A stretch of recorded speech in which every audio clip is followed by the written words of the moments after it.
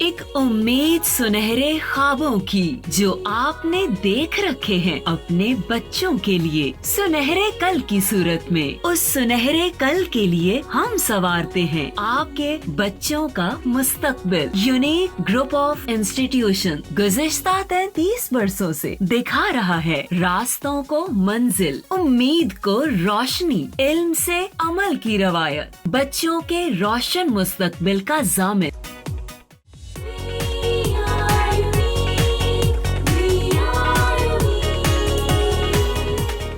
बिस्मिल्लाहिर्रहमानिर्रहीम। अस्सलामुअलैकुम dear students, how are you? कैसे बेटे आप लोग? उम्मीद है खैरियत से होंगे।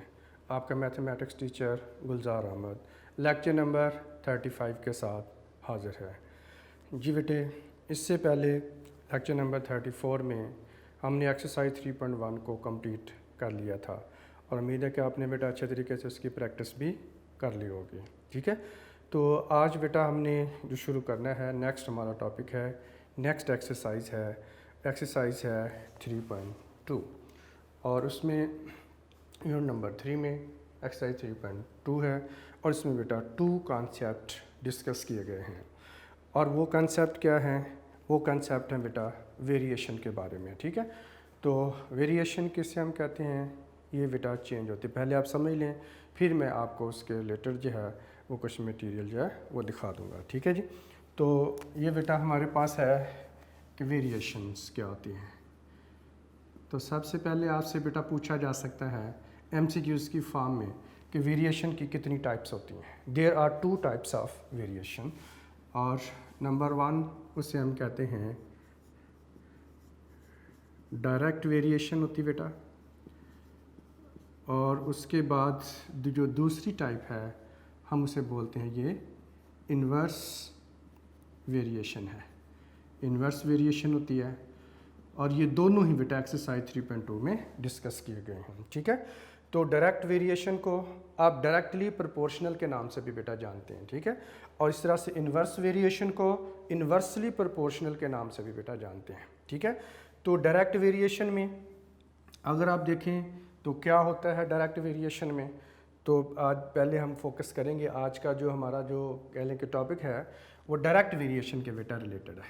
ठीक है, तो ये हम इन्वर्स वेरिएशन नेक्स्ट लेक्चर में डिस्कस करेंगे। तो बहरहाल टाइप बेसिक मैंने आपको बता दी है। अब हम फोकस करेंगे कि डायरेक्ट वेरिएशन क्या होती है। ठीक है बेटा, तो डायरेक्ट वेरिएशन ये होती है कि कोई सम टाइम ऐसे होता है बेटा कि 2 क्वांटिटीज़ आपस में इस तरह से रिलेट हुई होती हैं, एक दूसरे के ऊपर इस तरह से डिपेंड कर रही होती हैं कि अगर हम एक क्वांटिटी को इंक्रीज़ करते हैं तो as a result second quantity भी इंक्रीज़ करती है। तो इसी तरह से अगर आप एक क्वांटिटी को डिक्रीज़ करते हैं तो as a result second quantity भी डिक्रीज़ हो जाती है। और ये इंक्रीज़ और डिक्रीज़ का रिलेशन बेटा इस तरह का होता है कि अगर आप एक क्वांटिटी को इंक्रीज़ करते हैं, मतलब इंक्रीज़ की तरह से करते हैं कि डबल कर देते हैं, तो as a result second quantity भी डबल होगी। इसी तरह से अगर आप एक क्वांटिटी को 3 टाइम इंक्रीज़ करते हैं तो as a result second quantity भी 3 टाइम इंक्रीज़ होगी। अगर एक क्वांटिटी को 4 टाइम आप इंक्रीज़ करते हो, as a result second quantity भी 4 टाइम ही इंक्रीज़ होगी, एंड सो ऑन। इसी तरह से अगर आप एक क्वांटिटी को बेटे डिक्रीज़ करते हो, हाफ कर देते हो, तो as a result second quantity भी हाफ हो जाएगी। तो इस तरह का जो रिलेशन होता है, जिसमें जब एक क्वांटिटी वेरी करती है, वो चेंज होती है, तो एज ए रिज़ल्ट दूसरी भी चेंज तो होती है, लेकिन उनकी चेंज होने की डायरेक्शन सेम होती है। डायरेक्शन के सेम होने का मतलब one is increasing, other is also increasing, one quantity is decreasing, other quantity is also decreasing. तो इस तरह से उनके चेंज होने की डायरेक्शन सेम होती है। तो इससे हम बेटा कहते हैं, मैथ में हम बोलते हैं डायरेक्ट वेरिएशन है, या फिजिक्स में आपने इसको डायरेक्टली प्रोपोर्शनल के नाम से बेटे पढ़ा हुआ है। आप देखें फॉर एग्जांपल, इसकी कौन सी एग्जांपल हो सकती हैं, कुछ आपकी बुक में बेटा लिखी हुई है। और एग्जांपल है स्पीड की और डिस्टेंस कवर्ड की। आप देखें कि आप लाहौर से इस्लामाबाद जा रहे हैं, मोटरवे पे हैं आप, तो आप गाड़ी की स्पीड को अगर बढ़ा देंगे तो आप ज़्यादा डिस्टेंस कवर करेंगे। 1 आवर में चलो टाइम फिक्स कर लेते हैं, ठीक है। तो इसी तरह से एक गाड़ी जो है वो 60 किलोमीटर पर आवर की स्पीड से जा रही है, तो ज़ाहिर है 1 आवर में वो 60 किलोमीटर कवर करेगी, और 2 आवर में वो कितनी कवर करेगा डिस्टेंस। उसका जो डिस्टेंस कवर्ड है आपने स्पीड को बढ़ाना है, स्पीड को आपने बढ़ा दिया, डबल कर दिया, आप 120 पे ले जाते हैं, तो 1 आवर में अब डिस्टेंस कितना कवर होगा, 120 हो जाएगा। मतलब ये कि जैसे ही आप गाड़ी की स्पीड को बढ़ाते हैं तो डिस्टेंस कवर्ड जो है वो आपका बेटे इंक्रीज हो जाता है। तो अगर जैसे जैसे स्पीड बढ़ाते जाएंगे वैसे वैसे डिस्टेंस कवर्ड जो होगा वो भी बढ़ता चला जाएगा।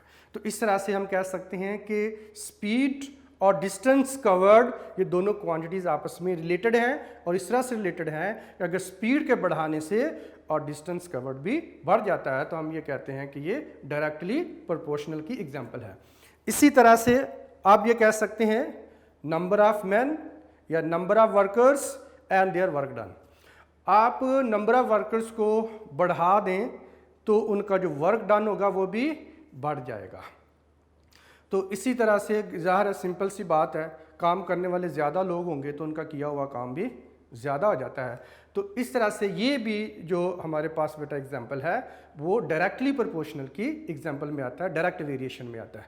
इसी तरह से सर्कल का रेडियस है और सर्कल का सर्कमफेरेंस है। आप सर्कल के रेडियस को डबल कर दें तो सर्कल का सर्कमफेरेंस भी डबल हो जाएगा, ठीक है बेटा। अगर आप सर्कल का रेडियस को कम कर देंगे तो एज ए रिजल्ट सर्कल का सर्कमफेरेंस भी कम हो जाएगा। तो इस तरह से ये डिफरेंट बेटा एग्जांपल्स हैं। कुछ एग्जांपल जो है वो मैं आपके साथ, अब इसकी डेफिनेशन प्रॉपर क्या है, आपने इसको किस तरह से बेटा लर्न करना है। आई होप आपको इस बात की तो समझ आ चुकी होगी कि दो क्वांटिटीज़ आपस में जब इस तरह से रिलेट होती हैं कि एक क्वांटिटी के इंक्रीज़ होने से दूसरी क्वांटिटी इंक्रीज़ हो जाए, एक क्वांटिटी के डिक्रीज़ होने से दूसरी क्वांटिटी डिक्रीज़ हो जाए, तो इस किस्म का जो रिलेशन होता है वो कहलाता है डायरेक्ट वेरिएशन। क्या कहलाता है? Direct variation. तो अब आइए हम देखते हैं कि डायरेक्ट वेरिएशन को अगर आपने डिफ़ाइन करना है तो बेटा किस तरह से डिफ़ाइन करना है, और आपने उसकी एग्जांपल्स लिखनी है तो कैसे एग्जांपल लिखनी है ये आपकी बुक में दी हुई है, ये मैं आपको दिखा रहा हूँ, ये नोट कीजिएगा जी बेटे। तो वेरिएशंस की मैंने आपको बताया 2 टाइप्स होती हैं। One type is direct variation है या हम इसे डायरेक्टली प्रोपोर्शनल बेटा कहते हैं, और सेकंड इसमें इन्वर्स वेरिएशन है या इन्वर्सली प्रोपोर्शनल बेटा कहते हैं, ठीक है जी। अब आइए हम देखते हैं, फोकस करते हैं डायरेक्ट वेरिएशन को या डायरेक्टली प्रोपोर्शनल क्या होता है जी बेटा। डायरेक्ट वेरिएशन आपने डिफाइन यूं करना है बेटा, आपकी बुक में ये लिखा हुआ भी है, वहां से आप देख सकते हैं। If two quantities are related in such a way that increase, आगे ब्रैकेट में लिखा हुआ है डिक्रीज, दोनों ऑप्शन बेटा यूज किए हैं, इंक्रीज और decrease. In one quantity causes increase और डिक्रीज इन अदर क्वांटिटी, यानी कि अगर एक क्वांटिटी इंक्रीज होती है तो एज ए रिजल्ट दूसरी क्वांटिटी भी इंक्रीज होती है, ठीक है। ये रेड कलर में आप देख सकते हैं इंक्रीज है तो इंक्रीज ही लिखा हुआ है, आगे ब्रैकेट में डिक्रीज लिखा हुआ है, आगे अगेन ब्रैकेट में डिक्रीज बेटा लिखा हुआ है। तो इसका मतलब ये है कि अगर एक क्वांटिटी इंक्रीज होती है तो एज ए रिजल्ट दूसरी भी इंक्रीज होती है, और अगर एक डिक्रीज होती है तो एज ए रिजल्ट दूसरी भी डिक्रीज होती है। तो फिर ये यूँ बनेगा, if two quantities are related in such a way that increase or decrease in one quantity causes increase or decrease in the other quantity, then this variation is called direct variation. तो यहाँ तक बेटा definition है, और आगे mathematical form है इसकी। If a quantity y varies directly with regard to a quantity x, then we can say that y is directly proportional to x and is written as जी y is directly proportional to x, ये जी इसकी mathematical बेटा form है directly proportional के लिए। और आपको पता है कि जब हम साइन ऑफ वेरिएशन को, इसे साइन ऑफ वेरिएशन बोलते हैं या साइन ऑफ प्रोपोर्शनैलिटी बेटा बोलते हैं, इसको जब इक्वलिटी में चेंज करते हैं तो अपनी तरफ से हमें एक कांस्टेंट यूज करना पड़ता है, that constant here is a के। तो y इज इक्वल टू आ जाएगा के एक्स, और अगर k की वैल्यू फाइंड आउट करें तो क्या होगा, x इधर मल्टीप्लाई हो रहा है, उधर जाकर आप इसको डिवाइड कीजिए तो ये y ओवर बेटा x आ जाएगा इज इक्वल टू क्या आ जाएगा k।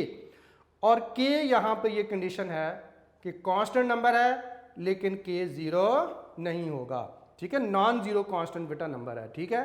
तो जब भी टू क्वांटिटीज़ को आपने ये शो करना है कि वो डायरेक्टली प्रोपोर्शनल है, तो आपने किस तरह से लिखना है, y directly proportional to x, ठीक है।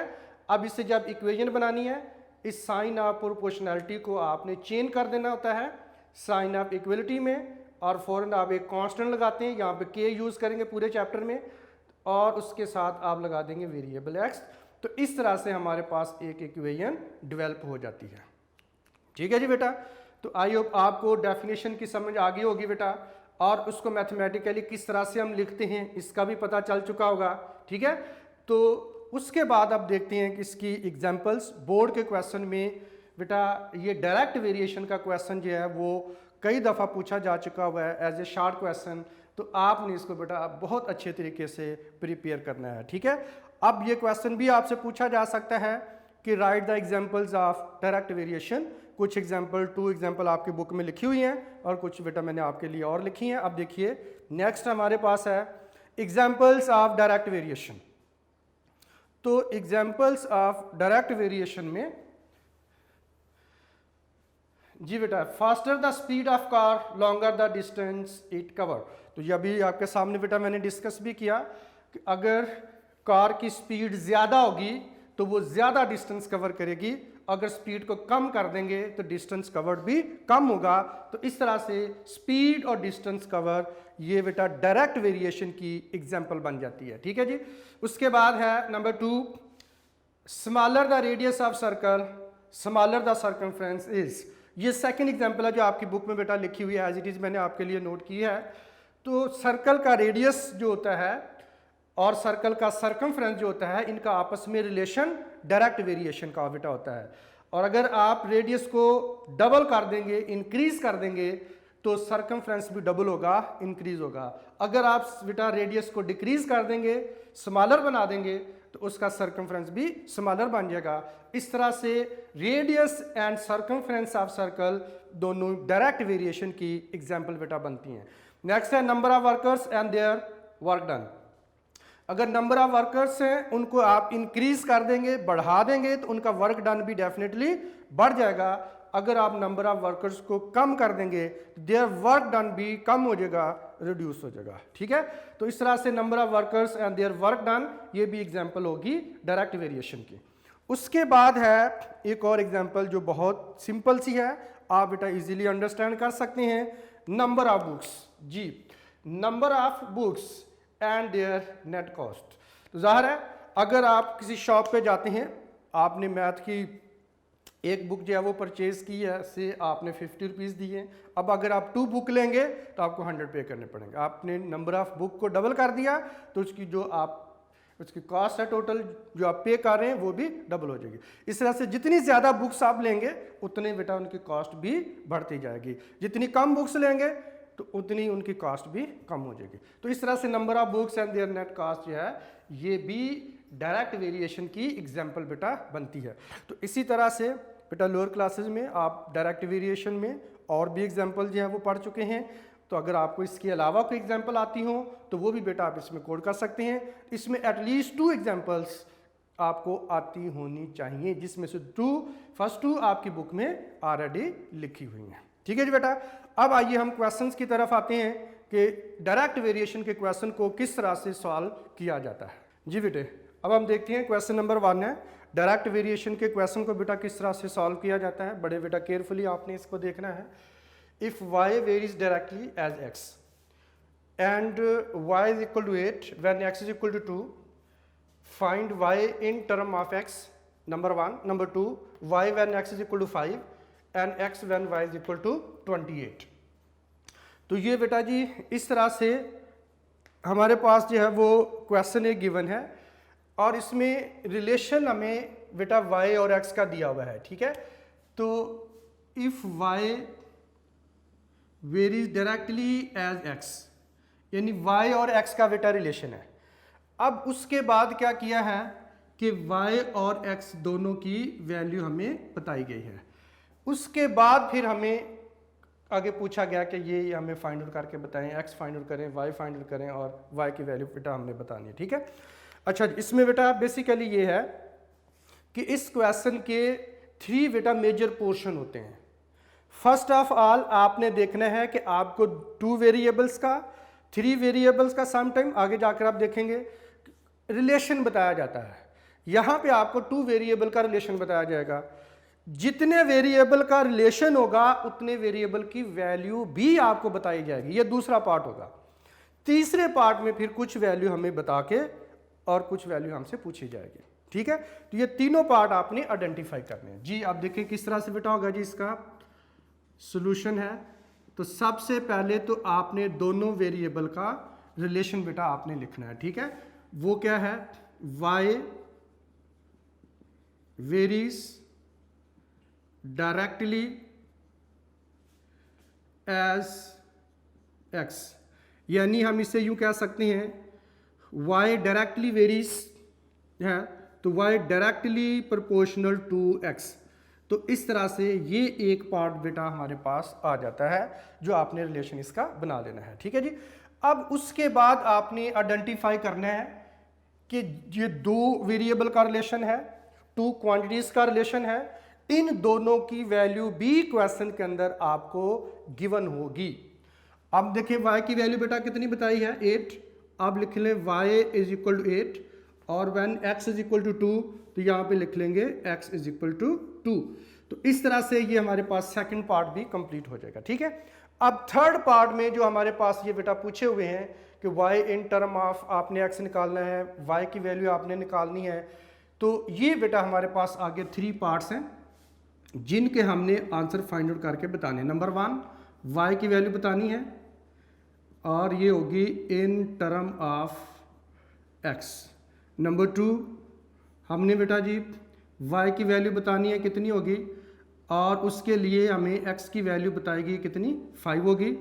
और नंबर 3 हमने बेटा जी ये देखना है कि x की वैल्यू बतानी है कि ये वैल्यू कितनी होगी और जबकि y की वैल्यू हमारे पास कितनी होगी 28 होगी। ठीक है जी, तो ये बेटा जी इसका तीसरा पोर्शन होगा मेजर पोर्शन।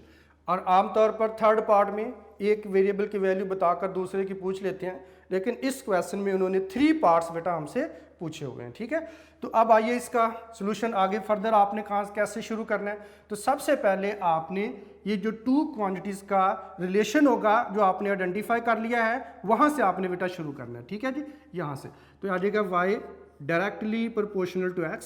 तो फर्स्ट ऑफ ऑल आपने साइन ऑफ प्रोपोर्शनैलिटी को, साइन ऑफ वेरिएशन को आपने बेटा जी चेंज कर देना है साइन ऑफ इक्वलिटी में, और उसके लिए हम एक कांस्टेंट k यूज़ करते हैं और उसके साथ वेरिएबल x बेटा आप एज इट इज़ लिख देंगे और इस तरह से ये हमारे पास आ जाएगी इक्वेशन नंबर 1 हो जाएगी। अब इसका काम खत्म हुआ। अब आप नेक्स्ट पार्ट में आ जाएंगे। नेक्स्ट जो पोर्शन है हमारे पास जिसमें दोनों वेरिएबल की बेटे वैल्यू आपको बताई जाएगी और इन दोनों वेरिएबल की वैल्यू बताने का मकसद है कि आप k की वैल्यू फाइंड आउट करें। ठीक है, इस इक्वेशन में y है, k है और x है, इन दो की वैल्यू हमें गिवन होगी, k की वैल्यू बेटा हम फाइंड आउट कर लेंगे। ठीक है जी, अब आप लिखेंगे put y is equal to 8 and x is equal to 2 और ये पुट कर देंगे इन इक्वेशन 1। तो यहाँ पे बेटा पुट करेंगे तो आ जाएगा 8 is equal to k into बेटा आ जाएगा 2। अब 2 उधर मल्टीप्लाई है, इधर लाके डिवाइड कर देंगे। 8/2 इज इक्वल बेटा आ जाएगा k। इट मीन्स अब 8 को 2 से डिवाइड कर दें तो बेटा जी वैल्यू आ जाएगी हमारे पास k की वैल्यू 4। ठीक है जी, अब इस तरह से जब k की वैल्यू हमारे पास आ गई बेटा आपने अब ये करना है कि k की वैल्यू इक्वेशन नंबर आपने 1 में पुट करके इक्वेशन नंबर 2 बना लेनी। ठीक है, अब k की वैल्यू पुट करेंगे, put k is equal to 4 in equation 1।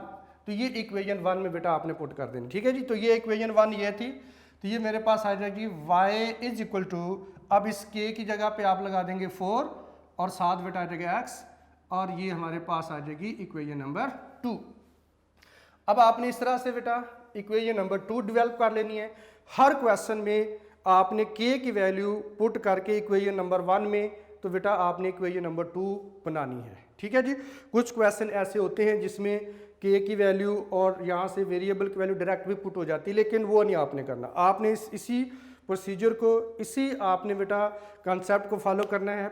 सबसे पहले इक्वेशन नंबर 1 बनानी है, 2 वेरिएबल की आपको वैल्यू बताई जाएगी, वो पुट करके के की वैल्यू फाइंड आउट कर लेनी है, के की वैल्यू फाइंड आउट करके इक्वेशन नंबर 1 में पुट करेंगे, तो ये बेटा हमारे पास आ जाएगी इक्वेशन नंबर 2 बन जाएगी। अब आप देखें ये y की वैल्यू है, लेकिन इस y की वैल्यू में x भी आ रहा है, y is equal to 4x है, और ये वो आंसर है जो हमसे नंबर 1 पूछा हुआ था, value of y in term of x, ये है y की value in term of x। ठीक है, तो इस तरह से एक पार्ट जो बेटा हमसे पूछा हुआ था वो खुद ही क्या होता है, कंप्लीट हो जाता है। ये वैल्यू ऑफ y है इन टर्म ऑफ x, तो इसे आप पार्ट 1 का आंसर भी कह सकते हैं कि ये हमारे पास पार्ट 1 का आंसर है।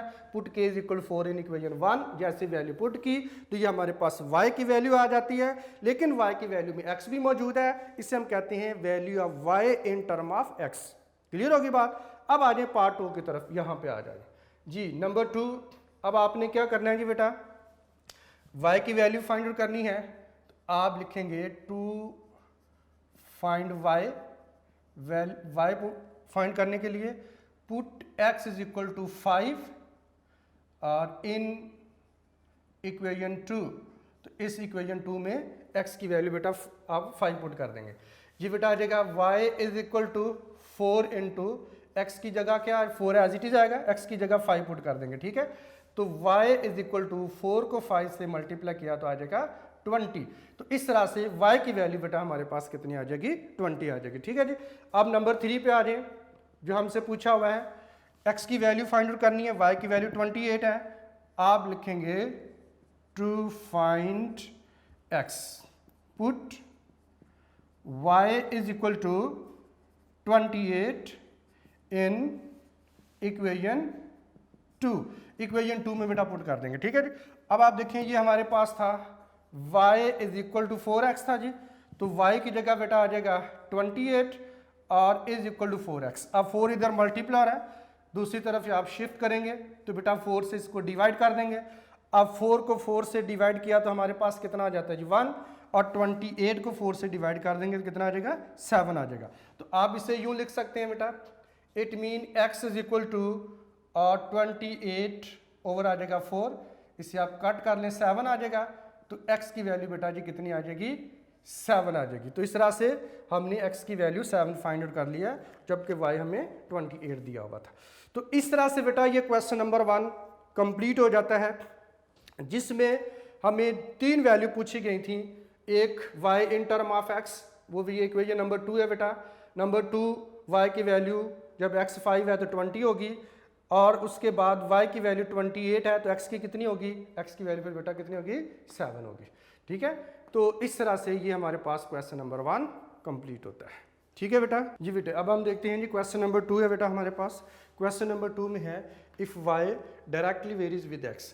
अब आप देख सकते हैं कि क्वेश्चन नंबर 2 में ये रिलेशन मैथमेटिकल फॉर्म में बेटा दिया हुआ है, और क्वेश्चन नंबर 1 में ये रिलेशन स्टेटमेंट की फॉर्म में दिया हुआ था। ठीक है, तो अब उसके बाद आपने देखना है कि x और y का रिलेशन है, तो बेटा y की वैल्यू हमें बताई गई है और x की वैल्यू जब होगी 3 होगी। अब फाइंड करना है आपने, वही बेटा 3 पार्ट्स है इसमें भी, y in term of x, तो आपने y in term of x find out करके बताना है। Number 2 x when y is equal to 35 and y when x is equal to 18, यानी लिखने में से पॉइंट 2 लिखा है और इसके अंदर 2 बेटा और मजीद पॉइंट बनाए हुए हैं। ठीक है, तो हम इसका सोल्यूशन कैसे लिखेंगे, इसके लिए बेटे मैंने आपको बताया था कि आपने सबसे पहले क्या करना है, इन रिलेशन को, जो वैल्यू आपको दी हुई है वो और जो रिलेशन दिया वो, उसे आपने आइडेंटिफाई करना है।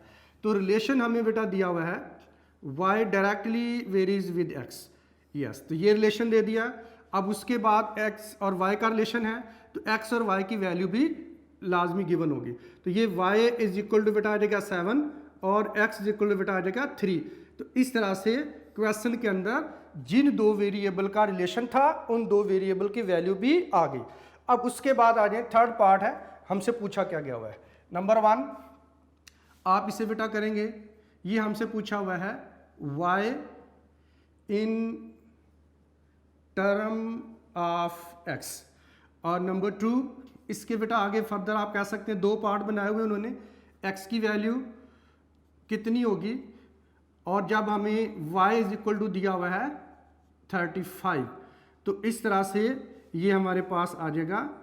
और इसी का पार्ट नंबर बी फिर हमारे पास बेटा बनेगा, y की वैल्यू कितनी होगी, y की वैल्यू हमने फाइंड आउट करनी है when x is equal to दिया होगा 18। तो अब इसके पॉइंट 2 के अंदर ही आगे 2 बेटा पार्ट हैं, ठीक है जी। तो ये बेटा जी हमने आपको फाइंड आउट करके बतानी है। तो अब आइए देखते हैं कि ये किस तरह से होगा, ठीक है जी। तो सबसे पहले आपको मैंने बताया कि गिवन रिलेशन से बेटा आप स्टार्ट लेंगे तो आ जाएगा y directly proportional to x या डायरेक्टली वेरीज विद x आ जाएगा।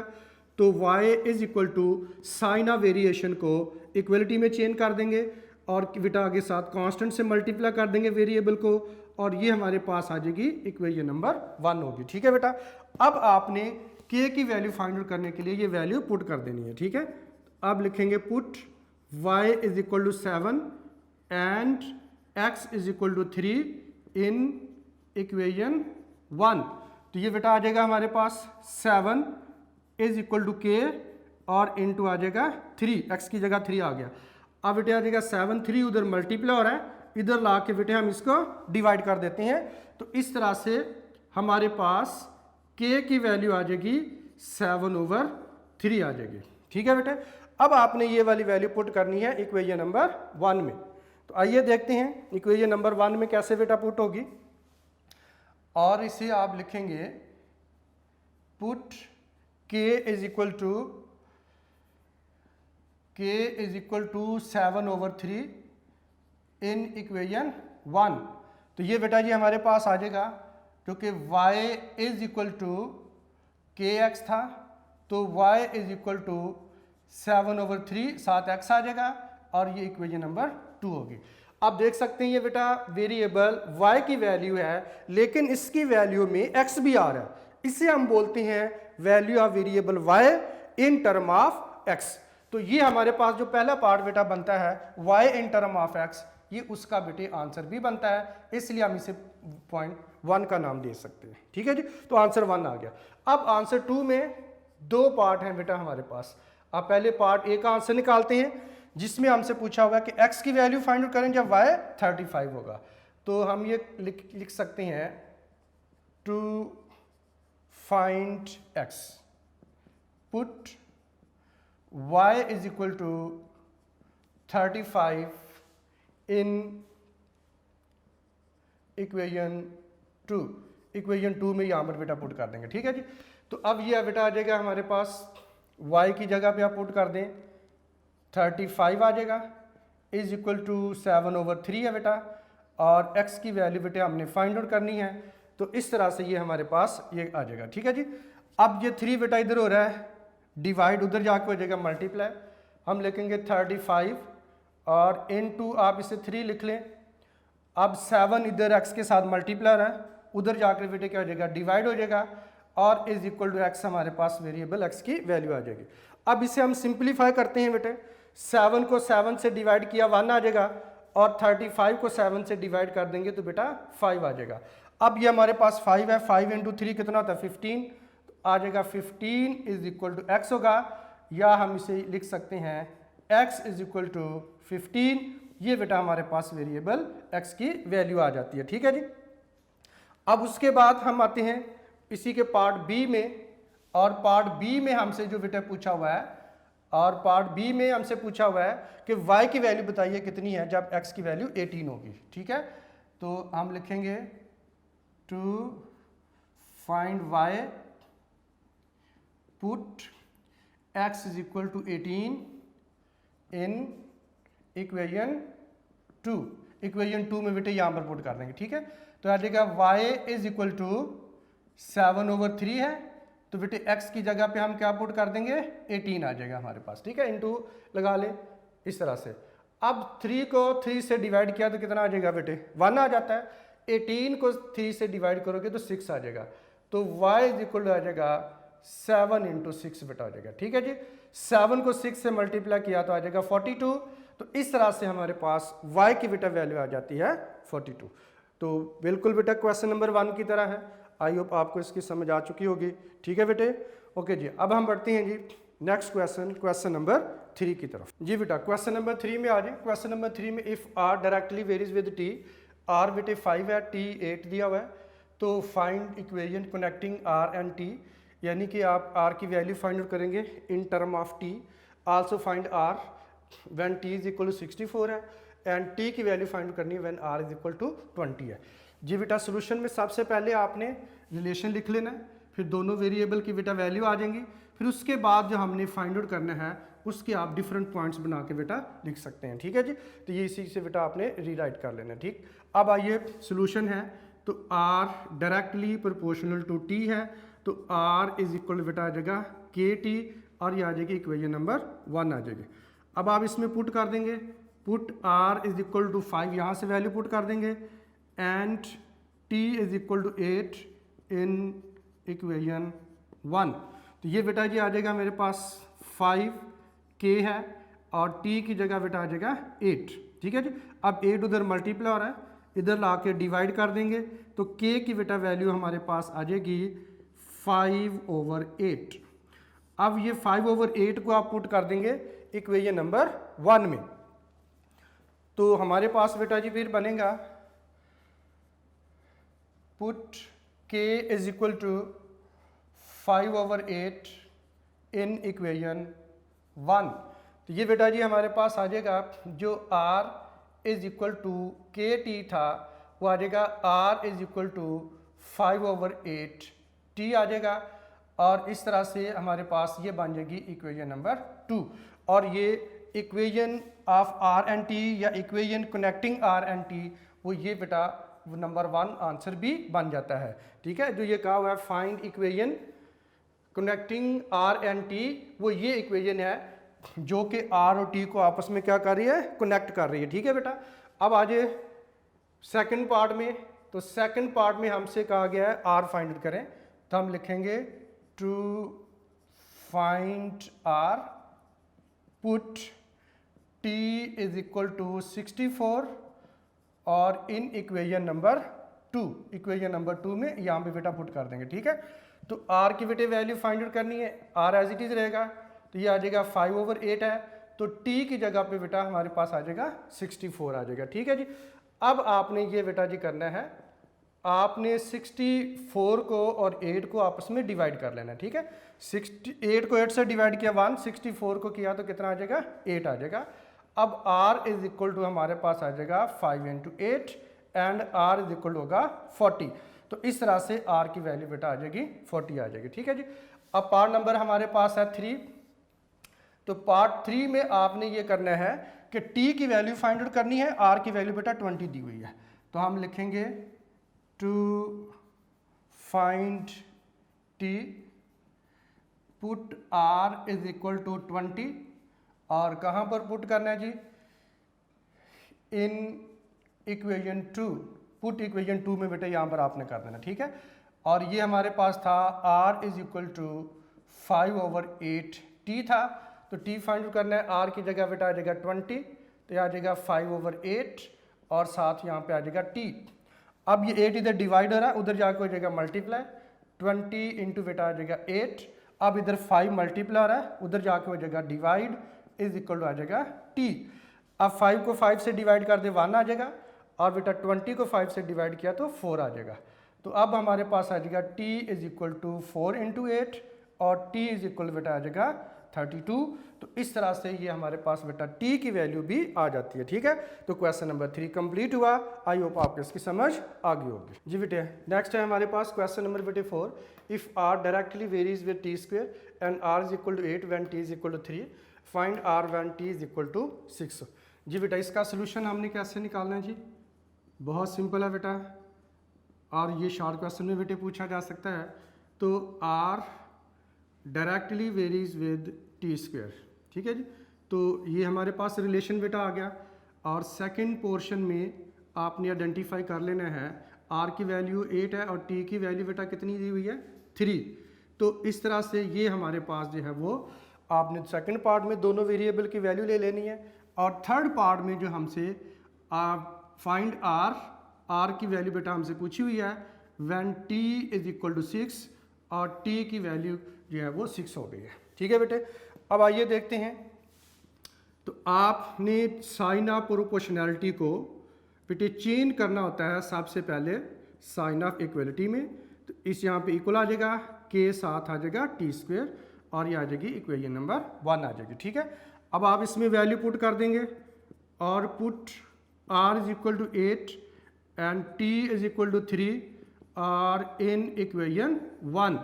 ये बेटा r की जगह आ जाएगा 8 और ये आ जाएगा k और t की जगह आ जाएगा 3। अब चूंकि t का स्क्वायर है तो आप बेटे 3 का भी स्क्वायर लिख देंगे। ठीक है, तो अब आ जाएगा 8 is equal to k into 3 का स्क्वायर लिया तो कितना आ जाएगा 9। अच्छा, अब उसके बाद 9 उधर मल्टीप्लाई हो रहा है, इधर ला के बेटे आप डिवाइड कर देंगे तो ये हमारे पास आ जाएगा k। इट मीन्स k की वैल्यू हमारे पास बेटा होगी k इज इक्वल टू 8/9 आ जाएगा। ठीक है, तो 8/9 ये हमारे पास बेटा k की वैल्यू आ जाएगी। ठीक है जी, अब ये k की वैल्यू इक्वेशन नंबर 1 में पुट कर देंगे जी। k की वैल्यू पुट करें तो ये बेटा हमारे पास होगा put k is equal to 8/9 in equation 1। तो ये बेटा जी हमारे पास आ जाएगा r इज इक्वल टू जो कि k t का स्क्वायर था, r इज इक्वल टू 8/9 और ये बेटा जी साथ आ जाएगा t का स्क्वायर और ये इक्वेशन नंबर आ जाएगी 2। अब देखिए यहाँ पे इक्वेशन नंबर 2 डायरेक्ट पूछी नहीं गई है, लेकिन आपने बेटा इसी प्रोसीजर को फॉलो करना है। ठीक है, वैल्यू पहले पुट कर लेनी है k की, उसके बाद फिर आप आ जाएंगे थर्ड पार्ट में टू फाइंड r की वैल्यू फाइंड आउट करने के लिए क्या करेंगे, put t is equal to 6 और इन इक्वेशन 2 में बेटा पुट कर देंगे। ठीक है जी, तो ये हमारे पास बेटा आ जाएगा r इज इक्वल टू 8/9 है और यहाँ पे t की वैल्यू आप 6 पुट करेंगे और 6 का स्क्वायर लेंगे क्योंकि यहाँ पे t का स्क्वायर आ रहा है। ठीक है जी, तो अब आ जाएगा बेटे r इज इक्वल टू 8/9 है और 6 का स्क्वायर लें तो ये बनता है जी हमारे पास 36 आ जाएगा। ठीक है बेटा, अब 9 को डिवाइड कर देंगे आप 9 से तो आंसर कितना आ जाएगा हमारे पास 1 और 36 को बेटे 9 से डिवाइड करेंगे तो 4 आ जाएगा। तो r is equal to 8 into होगा 4 जी। आपने 8 को 4 से या 4 को 8 से मल्टीप्लाई कर लें तो एक बेटा वैल्यू हमारे पास कितनी आ जाएगी 32। तो इस तरह से r की वैल्यू आ जाएगी 32। ठीक है बेटा, और क्वेश्चन नंबर 4 कंप्लीट हुआ जी। बेटे नेक्स्ट है क्वेश्चन नंबर 5 है हमारे पास। क्वेश्चन नंबर 5 में है v directly varies with r cube है and v is equal to 5 है when r is equal to 3 है जी। बेटे फाइंड r की वैल्यू हमने फाइंड आउट करके बतानी है when v is equal to 625 है जी। बेटा सबसे पहले आपने रिलेशन लिख लेना है, फिर दोनों वेरिएबल की बेटा वैल्यू लिख लेनी है। थर्ड पार्ट में जो वैल्यू आपसे पूछी गई है r is equal to question mark लिख लें और when v is equal to 625। तो आपको पता है फर्स्ट पार्ट से बेटा हम शुरू करते हैं। v directly varies with r cube आ जाएगा और v is equal to K R cube, sign of proportionality को इक्वलिटी में चेंज कर लेंगे। उसके बाद बेटा आपने सेकंड पार्ट से v की वैल्यू 5 और r की वैल्यू 3 पुट कर देनी इक्वेशन नंबर 1 में। तो ये बेटा आ जाएगा v की जगह आ जाएगा 5 इज इक्वल टू के एज इट इज रहेगा, r का क्यूब है इसलिए 3 जब पुट करेंगे तो 3 का क्यूब आ जाएगा। 3 का क्यूब कितना होता है बेटे 27 उधर मल्टीप्लाई हो रहा था, इधर ला के डिवाइड कर देंगे तो इस तरह से k की वैल्यू हमारे पास आ जाएगी 5/27। तो ये बेटा वैल्यू होगी k की। अब ये वैल्यू हम पुट करते हैं इक्वेशन नंबर 1 में, तो ये बेटा जी आ जाएगा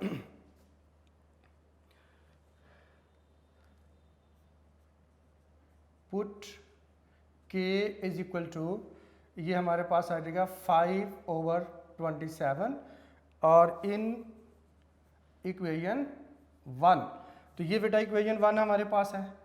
v इज इक्वल टू और k r क्यूब है बेटा, तो v इज इक्वल टू आ जाएगा 5/27 और साथ हमारे पास बेटा होगा r क्यूब और ये आ जाएगी इक्वेशन नंबर 2 आ जाएगी। ठीक है बेटा, अब उसके बाद आ जाए लास्ट पार्ट में जिसमें r की वैल्यू हमसे पूछी गई है। तो हम लिखेंगे to find r put v is equal to 625 in equation 2। तो इस इक्वेशन 2 में बेटा पुट कर देंगे। ठीक है जी, तो आ जाएगा 625 इज इक्वल टू 5 ओवर बेटा आ जाएगा 27 और इनटू हमारे पास आ जाएगा आर क्यूब। जी बेटा 27 इधर डिवाइड हो रहा है, उधर जाके हो जाएगा मल्टीप्लाई। हम लिखेंगे 625 इनटू आप लिख लेंगे बेटा 27। अब 5 इधर मल्टीप्लाई हो रहा है, उधर जाके हो जाएगा डिवाइड इज इक्वल टू हमारे पास आ जाएगा आर क्यूब बेटा आ जाएगा। ठीक है, अब आपने ये करना है 5 को 5 से डिवाइड कर लें बेटा 1 आ जाएगा। 625 को कैलकुलेटर से बेटा आप कर सकते हैं, डिवाइड करोगे तो 625 को 5 से डिवाइड करेंगे तो ये 125 बेटा आ जाएगा हमारे पास। ठीक है जी, अब आपने फर्दर इसको किस तरह से बेटा सिंप्लीफाई करना है, तो ये आ जाएगा हमारे पास 125 और इनटू 27 और इज इक्वल टू आ जाएगा आर क्यूब। अब दो तरीके हैं, एक तो ये कि बेटा 125 को 27 से आप मल्टीप्लाई कर लें और फिर कैलकुलेटर से उसका क्यूब रूट निकाल लें। इसका इजी वे भी बेटा ये होता है, आर क्यूब है तो हम इसको यूं भी लिख सकते हैं r cube is equal to 125 देखें किसका क्यूब होता है बेटे 5 का क्यूब होता है। ठीक है, और 27 किसका क्यूब होता है 3 का, तो आप इसे 3 का क्यूब लिख लें। तो 125 की जगह पे 5 का क्यूब लिख लें और 27 की जगह पे 3 का क्यूब लिख लें। अब इस तरह से ये हमारे पास बेटा आ जाएगा r cube is equal to, आप इसे दोनों को कंबाइन करके 5 इंटू 3 का होल क्यूब लिख सकते हैं जी बेटा। अब आ जाएगा r cube is equal 5 into 3 कितना आ जाएगा 15 और 15 का क्यूब लिख सकते हैं। अब हमें आर की वैल्यू चाहिए, क्यूब को ऊपर से रिमूव करना है, तो क्या करते हैं क्यूब रूट लेते हैं बेटा। तो यहाँ पे हम लिखेंगे taking cube root of both sides, तो बोथ साइड्स का बेटे आपने क्यूब रूट ले लेना है। तो ये हमारे पास आ जाएगा जी आर क्यूब है और 15 का बेटे क्यूब है, इसका क्यूब रूट लेंगे और इसका भी क्यूब रूट ले लेंगे, तो ये बेटा जी यहाँ से कैंसिल हो जाएंगे दोनों। ठीक है जी, अब हमारे पास आ जाएगा r इज इक्वल टू 15, ये बेटा जी इसकी वैल्यू होगी। तो अगर आप इसको 125 को 27 को मल्टीप्लाई कर लें, जो आंसर आएगा एक नंबर उसका डायरेक्ट कैलकुलेटर से क्यूब रूट लेंगे तो तब भी बेटे आंसर आपके पास 15 ही आ रहा होगा। ठीक है जी, इस तरह से ये क्वेश्चन नंबर 5 बेटा हमारे पास कंप्लीट हुआ जी बेटे। नेक्स्ट है हमारे पास question number 6, if w varies directly as u cube, ये बेटा रिलेशन गिवन है, and w is equal to 81 when u is equal to 3 है, find w when u is equal to 5। बहुत सिंपल बेटा, छोटा सा क्वेश्चन है। तो आप w जो है डायरेक्टली वेरीज विद, तो u क्यूब है तो यहाँ पे बेटे आप u का क्यूब लिख लेंगे। ठीक है जी, तो ये रिलेशन है, यहीं से बेटा हमने शुरू करना है। आगे w की वैल्यू 81, u 3 दिया हुआ है, w की वैल्यू कितनी होगी जब u 5 हो जाएगा। ठीक है जी, तो अब आपने w is equal to k और इंटू बेटा आ जाएगा u क्यूब है और ये हमारे पास आ जाएगी इक्वेशन नंबर 1। अब इसमें आप वैल्यू पुट कर लेंगे, w इज इक्वल टू 81 है and u is equal to 3 है और पुट करना है इन इक्वेशन 1 में। जी बेटा ये आ जाएगा हमारे पास 81 is equal to k into 3 है, u की बेटा पावर 3 है तो 3 की पावर 3 ले लेंगे। अब आ जाएगा 81 is equal to k into और 3 की पावर 3 लेंगे तो ये बेटा हमारे पास आ जाएगा 27। अब आपने बेटे 81 को डिवाइड कर देना है 27 से, क्योंकि 27 उधर मल्टीप्लाई हो रहा है, इधर आकर डिवाइड हो जाएगा। अब 27 को 27 से डिवाइड किया 1 आ जाएगा, 81 को बेटा करोगे तो हमारे पास कितना आ जाएगा 3। तो इट मीन्स k की बेटा वैल्यू हमारे पास आ जाएगी 3 आ जाएगी। ठीक है जी, अब ये वैल्यू आपने बेटे पुट कर देनी है इक्वेशन नंबर 1 में। आ जाएगा put k is equal to 3 in equation 1। तो इक्वेशन 1 बेटा हमारे पास है w is equal to k और u क्यूब था, तो w इज इक्वल टू 3 और u क्यूब बेटा आ जाएगा और ये हमारे पास आ जाएगी इक्वेशन नंबर आ जाएगी 2। अब आप लास्ट पार्ट में आ जाए, w की वैल्यू फाइंड आउट करनी है तो उसके लिए बेटा आपने u की वैल्यू 5 पुट कर देनी है। ठीक है, तो हम लिखेंगे to find w put u is equal to 5 in equation 2। जी बेटा ये आ जाएगा w is equal to 3 into u की बेटा वैल्यू कितनी 5 है तो ये 5 का बेटे क्यूब आ जाएगा। ठीक है, तो w is equal to 3 into 5 का क्यूब ले लें, 5 इंटू 5 इंटू 5 3 टाइम लेकर मल्टीप्लाई करेंगे तो ये बेटा आ जाएगा हमारे पास 125। अब W इज इक्वल टू, बेटा आपने 3 को 125 से मल्टीप्लाई कर देना है, क्या आ जाएगा 375। तो इस तरह से ये बेटा हमारे पास W की वैल्यू आ जाएगी। तो ये बेटा क्वेश्चन नंबर 6 भी कंप्लीट हुआ। इस तरह से जो डायरेक्टली प्रोपोर्शनल के बेटा क्वेश्चन थे एक्सरसाइज 3.2 में वो आज हमने कंप्लीट कर लिए हैं। इनको बेटा बहुत अच्छे तरीके से आपने प्रैक्टिस करना है और ताकि कोई प्रॉब्लम आपको ना रहे, कोई पॉइंट अगर आपको जहन में आते हो तो वो आपने नोट करते जाना है, क्वेश्चन बेटा ज़रूर पूछिएगा। और उसके बाद ये है कि जब आप ये अच्छे तरीके से प्रैक्टिस कर लेंगे तो नेक्स्ट बेटा जो पोर्शन है इसका इन्वर्सली प्रोपोर्शनल का, उसमें प्रॉब्लम नहीं होगी। तो नेक्स्ट लेक्चर में बेटा हम नेक्स्ट जो है वो इन्वर्सली प्रोपोर्शनल पढ़ेंगे। आई होप आपको बेटा डायरेक्टली प्रोपोर्शनल की समझ आ चुकी होगी। अपना बहुत सारा ख्याल रखिएगा। Take care. अल्लाह हाफिज़।